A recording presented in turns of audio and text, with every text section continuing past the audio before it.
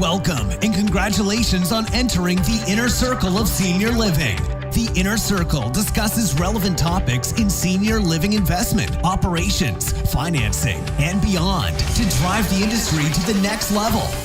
With a continually changing environment, let's start the collaboration now. What is going on, friends? I'm going to call you a friend because if you share the passion of senior living like I do, then we have a lot in common, so I'm going to call you a friend. Welcome to the Inner Circle of Senior Living. I am your host, Scott McCorvey, and today we're going to talk about the most important document in any senior living community. Let me repeat that. Today we're talking about the most important document in any senior living community. Now, it's not your loan documents, it's not your vendor contracts or anything like that. The most important document in any senior living community is the Senior Living Management Agreement. And that's exactly what we're going to chat about today.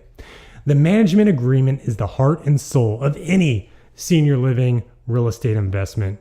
The concept and the idea behind the agreement is to make sure everyone involved, talking about investors, capital providers, owners, managers, everyone involved understands the roles, the duties, the expectations of everyone before one day of resident care is given. So it's an extremely important document. And I urge you to really take some time and energy to tailor the document for your specific deal. Now, I know there's some cookie cutter management agreements out there, fill in the blank, check the boxes, but I really urge you to use an original document that's tailored for your specific deal and not one of these cookie cutter management agreements. I think that's extremely important. Also, I really urge you to work with an experienced senior living attorney or attorney firm that has ample experience drafting and negotiating senior living management agreements. I think it's extremely important to work with a seasoned, experienced senior living attorney for this agreement itself. Now, senior living is unlike any other real estate class. I've said this in the past. I'll say it, tons of times in the future. But senior living is unlike any other real estate. And the fact that if you change management and management is not right for that community, you can have dramatic negative financial results. I'll repeat that. If you change management and the management is not right for the community, you can see dramatic negative financial results. And that's different than any other real estate class. Multifamily, retail, office, industrial, all those groups, you can switch management pretty easily and you're not going to see much of a bump in the financial performance. Senior living is different. That's why this management agreement is so crucial for the overall success of the community. Another thing I want to mention is we'll talk about management fees and different incentive management fees to create alignment, but I want to get outside the idea of just paying a 5% management fee and calling it a day. That's the biggest thing. I talk to a lot of developers that are new to senior living, and they're like, Scott, you can just put in whatever operator you want. We'll give them a 5% management fee, and then we'll call it a day. We'll sell it, and everything's great. It's just not that case anymore. It's a different environment. Because the operations is so crucial for the overall success of a senior living community, got to think beyond just a 5% management fee. Senior living requires so much specialized knowledge and experience in sales and marketing, administration. Staffing is huge, especially in a new community, having the proper and right staffing in there, providing the right nursing care, expense management, having the right regional and senior management team in place. All of these go into the right management company, and it's extremely important to have the right group in there. Really need the experience. I know some other groups I talk with and they think they can self-manage or they'll bring in or start a new management group. I really urge you to reconsider that and think of an experienced group, or if it's a group that's new, really underwrite their management team and make sure that they have experience in senior living because it is such a specialized real estate class. Now I'm going to take the time to go over some of the terms that are usually seen in a management agreement. I might even mention some things that you've never seen or heard about, but I think they're all important to think about every time you draft and execute a management agreement. The first term I'm going to go over is the actual term of the agreement itself. This is the number of months or years that go into the management agreement. Now, you can have this longer or shorter. The typical time frame is 5 to 10 years, but one thing I want you to think about is what happens at the end of the term. Does it automatically renew? Is everyone just walk away with their hands up? It's something to consider no matter what the initial term is. What happens at the end of the term? Is it automatic 1-year renewals? Is it 6-month renewals? Also, what kind of notice has to be given before the end of the term? Because you really want, if you're making a switch in management, for everyone involved, especially the residents, you want to make sure there's a smooth transition. And a lot of that comes with the notice that's provided to the current management. Next thing we're going to talk about are the duties, defining some of the duties. Now, the actual management agreement the attorneys work on will expand this section so much, but I think it's important in the initial, and what I'm talking about today is the letter of intent, the LOI. This is the initial document that is agreed on by all parties, and it basically spells out the primary business terms that are going to go into the actual management agreement itself. So the duties are important, especially a lot of them are accounting. What kind of accounting software do you use? What kind of accounting packages do you like every month? When do you like those monthly packages due? Is it the 5th day of the month? Is it the 10th day? It's important to really spell that out. Also, what are the actual budgeting process? When do you need your budgets by? What's your budgeting process entail? Who's doing the staffing? What about CapEx planning? What's the reserve? What's the reserve calculation? How is that money utilized? Is it for things that come up like a new roof? Or is it used for wish list items like new FF&E or a popcorn machine or things like that? A new call system. The call systems break down a lot. So it's things to think about on the front end so everyone understands what the capital is used for. Other things to think about are operating expenses versus management expenses. And let me explain this. A lot of times there's a little bit of a thin line between some expenses if they're actually property operating expenses or if they should go under the management umbrella, which is incorporated by the management fee that they receive. As an example, I worked on a property and a group would fly out across the country, a regional director that would oversee the operations. They would fly them out 2 or 3 times a month. They would put them up in a nice hotel, rental car, meals, everything.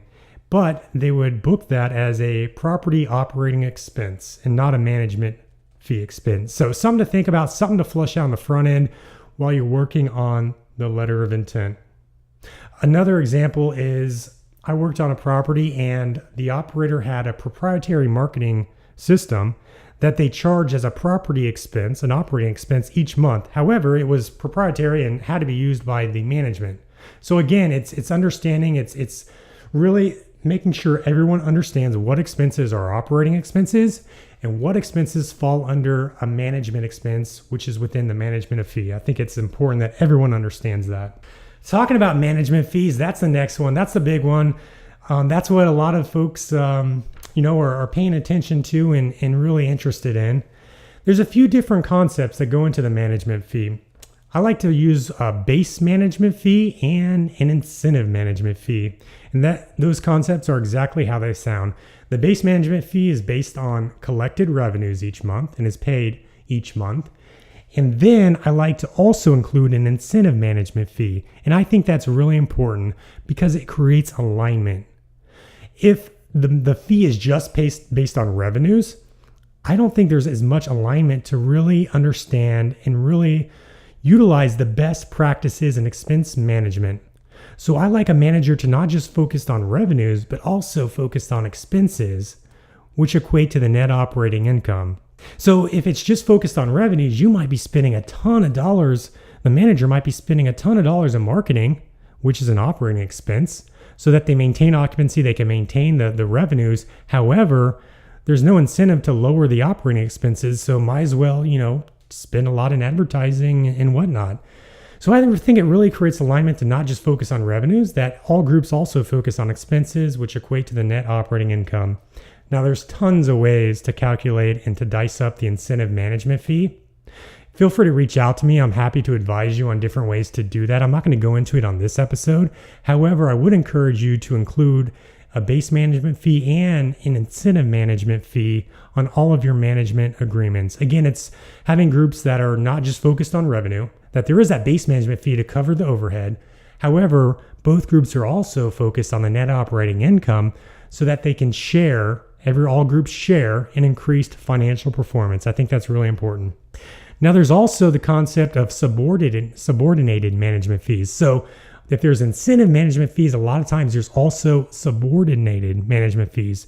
And the concept here is that you have your base management fee. However, if financial performance was to go below a certain benchmark or agreed upon threshold, then that, let's call it a 5% management fee, could be decreased, or some of that management fee given back to the owner as a lower operating expense to increase your NOI. So it's in a concept of incentive and subordinated that all go into the base management fee calculation. So as I said, there's tons of ways to calculate it. I'm not going to go into it on this episode.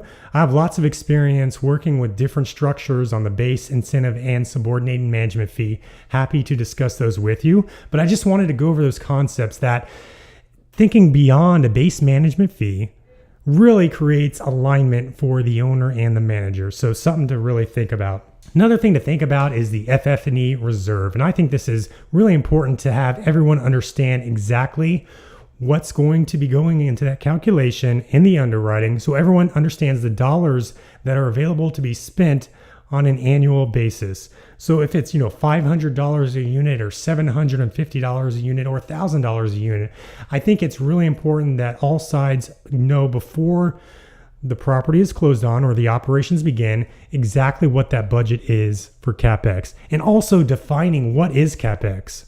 So if a PTAC unit in one of the resident units goes out, is that an operating expense or does that come out of the CapEx budget? I mentioned it before, but if you need a new call system, if you really want a new movie screen projector or popcorn machine, you want some video game equipment, you want some new FF&E, you need some new furniture, you need to replace the carpeting. All these things I think are really good, but they need to be defined. Is that an operating expense? Right? For is normal turnover an operating expense, or is that a CapEx expense? So it's important that everyone is on the same page there, so there's not any differences in accounting and bookkeeping down the road. Everyone understands, turnover unit is an operating expense. However, new carpeting comes from the FF&E budget, something like that. It's just important that everyone understands what is utilized and defined on top of what the actual dollar amount is. Another thing to think about is the termination. Now that is a big idea, a big concept, and there's a lot of different ways to structure this, and I'm going to go over a few right now. But it's important that everyone understands how, if, when, dollar amounts of any kind of termination. First thing to talk about for any termination notice is, what is the actual termination notice? Do you have to give 30 days, 60 days, 90 days, 6 months? What is the notice that needs to be given by either party? We got to think either party could terminate. What is the notice given to actually terminate the management agreement? And I always urge the longer the better, because it makes the best care for the residents if there's a smooth transition. So if you're giving 30 days notice, that's tough to get someone in there to understand the staffing, understand the whole system and currently in place for a smooth transition. So I like to be around 90 days notice for any kind of switch termination, anything like that. So in termination, we have a few different types. We have for cause, we have performance, and we have what I call non-performance or for any reason. Those are the three primary classifications, and I'm going to go over each one of those now. So for the termination for cause, it rarely happens. Hopefully it'll never happen. But this is for anything of gross negligence, any kind of major litigation, any kind of huge scandals or reputation issues, any kind of gross negligence that goes into the operation of the community that you need to make a switch almost immediately. That is termination for cause. So that's any kind of, abuse, neglect, anything like that hopefully never happens, but you have to have that in the contract just in case. The next one we're going to talk about is termination for performance. So I like to have this in the management agreement as well, just so again, everyone is on the same page for expectations. There's a certain operating performance that has happened at the community, and there's a certain expectation into the future. If things happen and performance drops tremendously for whatever reason, then the owner's got to have the ability to make a switch. And that's really what the performance termination is all about. Typically, this is without any kind of compensation, with any kind of termination fee, if the performance falls below certain set NOI thresholds over, and this is important too, over a certain period of time. So it might be over a 6-month trailing performance. It might be over a 12-month trailing performance. It's really important to define the time period as well as the NOI thresholds, just so everyone understands. Also, some things to think about is, well, what if the difference is maybe $2,000, right? Can the manager make that up? Can they write you a check for that $2,000 and make sure everyone's whole? Can they make it up in a future time period? Let's say, there's a 12-month true up or something like that. Performance starts to increase, and do they have the ability to make up that NOI thresholds in the future? It's important to define that. Also, define how the calculation is calculated.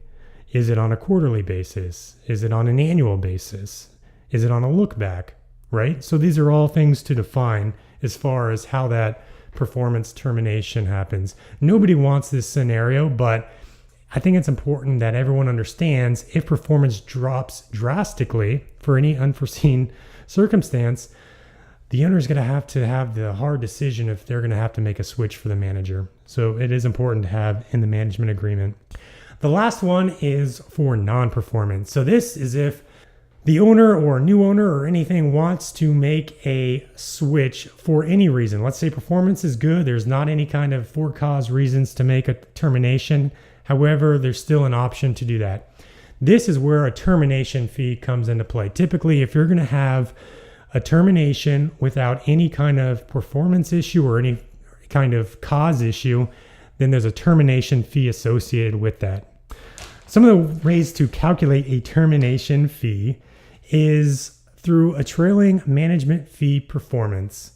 So there's different ways to do it based on different time periods, and I'm happy to work with you on that. I just wanted to introduce the concept that there is a termination fee to break the contract for any reason, that you have that option. However, you need to compensate, or you'll have to compensate the manager because they're not going to get the future management fee that they thought for the term of the agreement. Also, things to think about: providing an additional fee, management fee, for things like a sale of the property. So there's a lot that goes into a sale, or a lot that goes into a refinance. The manager is going to have to provide a lot of information, help out with a lot of due diligence, give a lot of site visits. There's a lot of extra work that goes in from the management side on a sale of the property or financing of the property. So I think it's prudent to include separate management fees that go in there for sale and or finance, because there's a lot more work that goes in there, and really you want your manager side by side with you. You don't want them angry with you that they have to do this additional work because you decide to finance it or whatnot.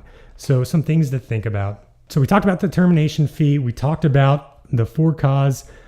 We talked about performance termination. We talked about non-performance termination. We talked about different fees that you might provide for the sale or the finance. You know what? I think that's a good time to take a break. Let's take a couple of minute break. And then after that, we're going to talk about some more of the key terms that go into the management agreement. Be back in a few minutes. This episode is brought to you by Senior Living Growth Advisors. Senior Living Growth Advisors can help you with the full spectrum of the investment and operation process. Whether it's structuring and closing new acquisitions, finalizing a development opportunity, accessing the specialized capital markets, implementing prudent asset management procedures, or just improving the operational efficiency of a community, let Senior Living Growth Advisors leverage years of experience and industry relationships to bring you to the next level. Visit srgrowth.com to learn more on how you can achieve your desired growth success. That's www.srgrowth.com.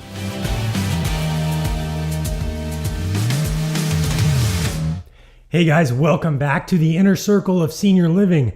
I am your host, Scott McCorvey, and today we're talking about the most important document in any senior living community. It's the Senior Living Management Agreement.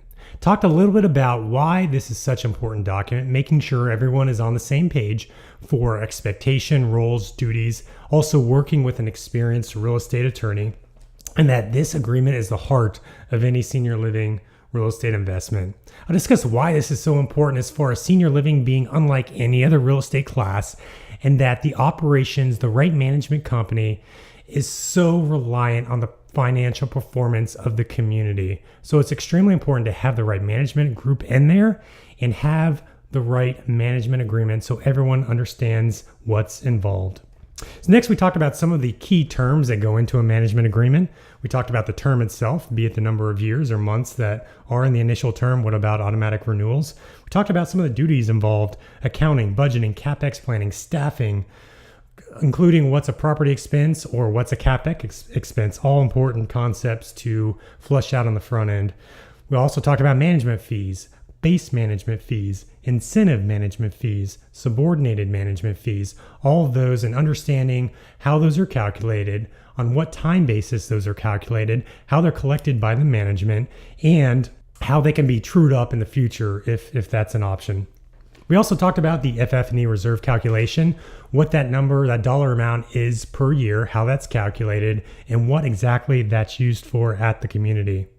Next, we talked about some of the termination concepts to think about, the time period of the termination notice that's given, the different types of termination, be it for-cause termination, which is gross negligence, any kind of major reputation or litigation issues. We then talked about performance termination. If the financial performance goes below certain thresholds for a certain period of time, having the option to terminate without any kind of compensation or fee given to the management. Then we talked about the non-performance termination, and this is when you typically you can terminate for any reason. However, you are going to have to compensate the management for some termination fee, and there's a ton of ways to calculate that given your certain circumstances, but there is compensation given to the management group. And there's also additional compensation usually provided for special things like a sale of the community or refinance, because there's a lot more work and energy from the management that goes into those scenarios. One thing I didn't mention that I want to talk about is another thing to think about is what if you sell the community? A lot of times it opens up your options for a buyer if the buyer can bring in their own management.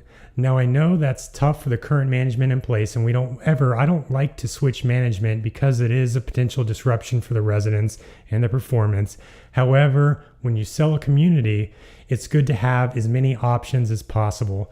So having that in the management agreement itself, what happens if the property is sold? What if it's just a single transaction? What if it's part of a portfolio? Is there any compensation? Is there no compensation? Those are all things to have a solid understanding on before the situation arises. So that's one thing I didn't mention before the break, but I think it's an important concept to understand and to have in your agreement what happens when there's a sale of the community. Okay, so some other cool concepts coming up here. The next one is what I call key man.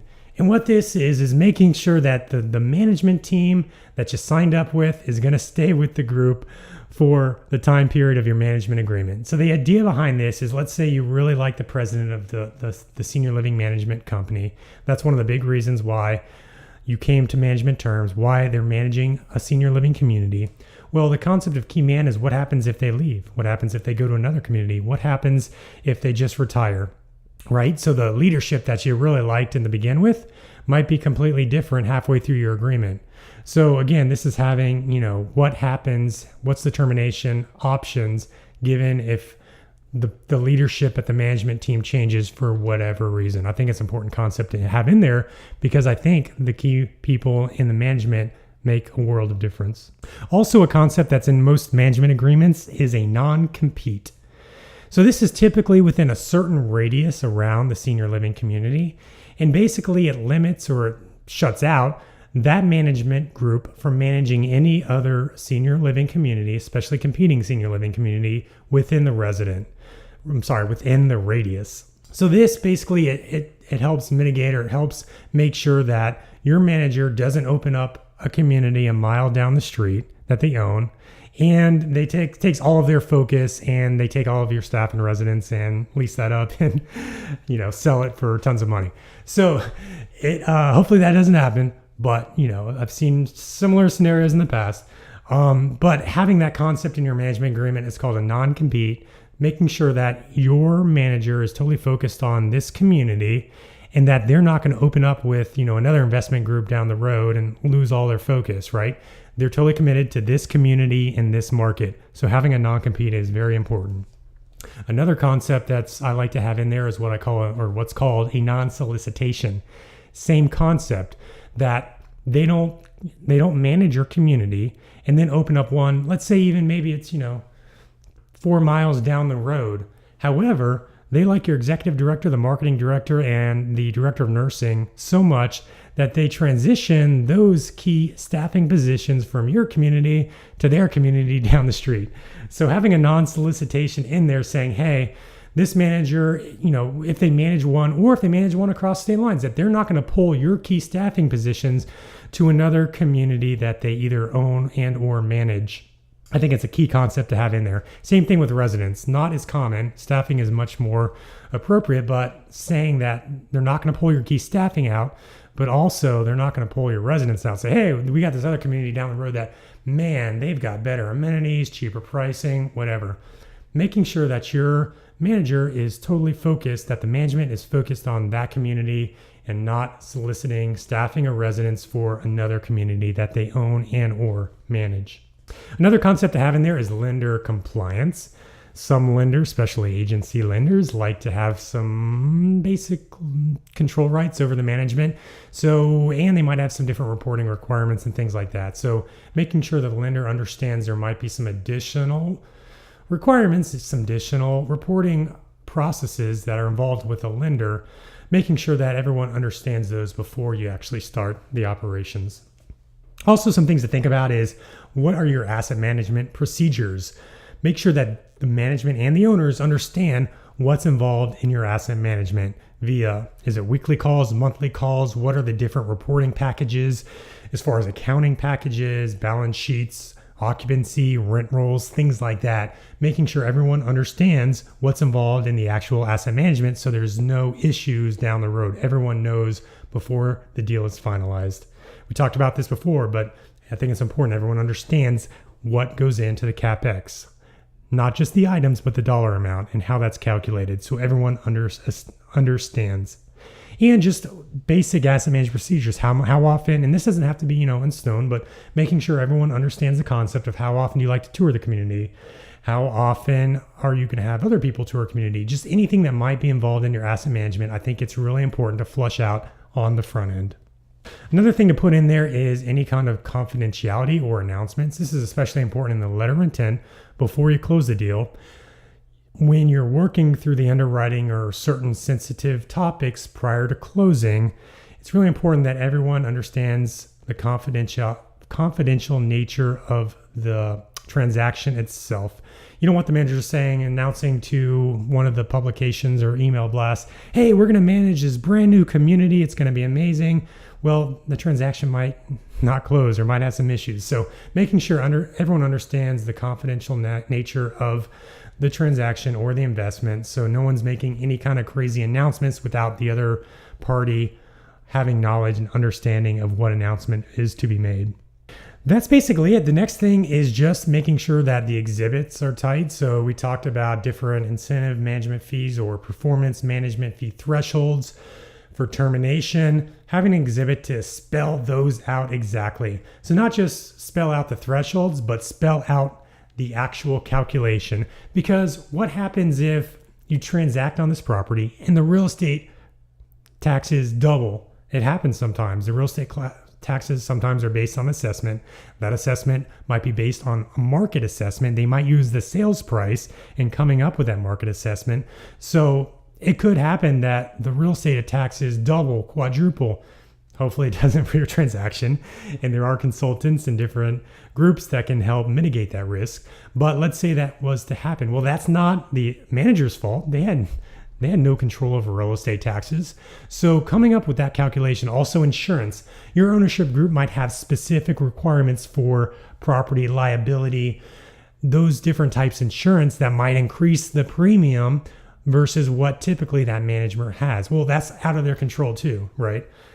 just because you have certain, liability thresholds that you need for your umbrella policy might increase the premiums. Well, they have no control over that operating expense. So really defining how the NOI calculation is calculated, especially given some of these fixed expenses that the manager has no control over, and what that NOI threshold is going forward. Extremely important that everyone understands that.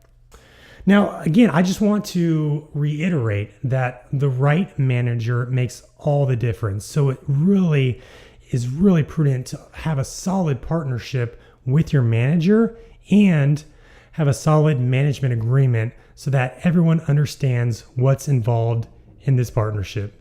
And it really is a partnership. I try to think of every senior living investment, which includes a management group, which includes a management agreement.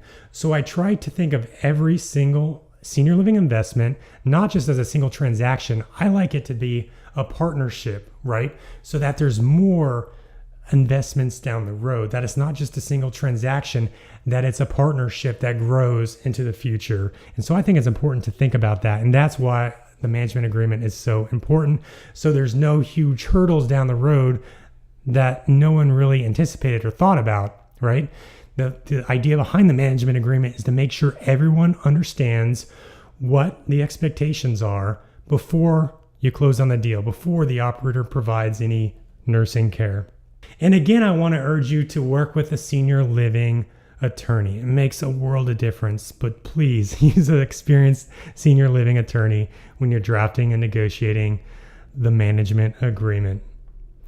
That's basically it for this show. Man, I've worked with tons of different management groups and drafted and closed a lot of different management agreements. So if I can help you, whatever spectrum of the senior living deal you are, if you're an owner, if you're an investor, if you're a manager, if you're a developer, feel free to reach out to me. I'll be happy to help you with the different terms, structuring it to make sure it's right for your group. You can email me at Scott, SCOTT, at srgrowth.com. Now I had some questions. Why SR Growth?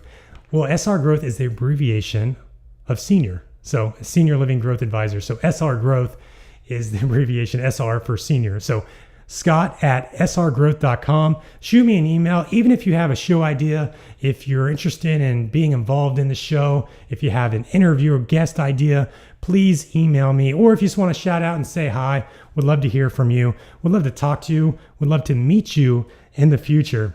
Please subscribe to this show because that's the best way to get the new releases. We're looking to release a show each week. I did an initial group for the launch of the show, but each week we're going to release a new show. Please email any topics that you have, but if you subscribe to the show, you'll be sure to receive the latest show releases. Also, if you could rate this 5 stars on your podcast platform, that would be super helpful. Allow other senior living professionals to find the show and get involved. Please share this with your colleagues. Let them know if you find this helpful. Let them know if to just get involved in the Inner Circle community, because this is all about collaboration. So the more people that we can get involved, the better the show will be. Also, please join our social media platforms, especially our LinkedIn group. You can search for the Inner Circle of Senior Living on LinkedIn, or if you visit the website srgrowth.com, there'll be a menu selection for Inner Circle. Click on that, and that has a link to all of our social media accounts, including our LinkedIn page. But we're going to have a lot of great discussion. It's a good networking. There's going to be some questions going forward, some concepts, but I want to hear from you. I want to get some good discussion going on some of these topics that really affect the senior living industry. Now that's it. I hope this show is helpful for you. I hope this increased your knowledge on how important the management is for any senior living investment and how important the management agreement is. It's really the heart and soul of any senior living deal. That's it, guys. I want you to go out there in that senior living community and make a difference. We appreciate you participating in the Inner Circle of Senior Living. Now, it's your turn to help spread the message. Be sure to share your questions and comments with the Inner Circle community and discuss the different topics with your friends and colleagues. Until next time, thanks for joining the Inner Circle of Senior Living.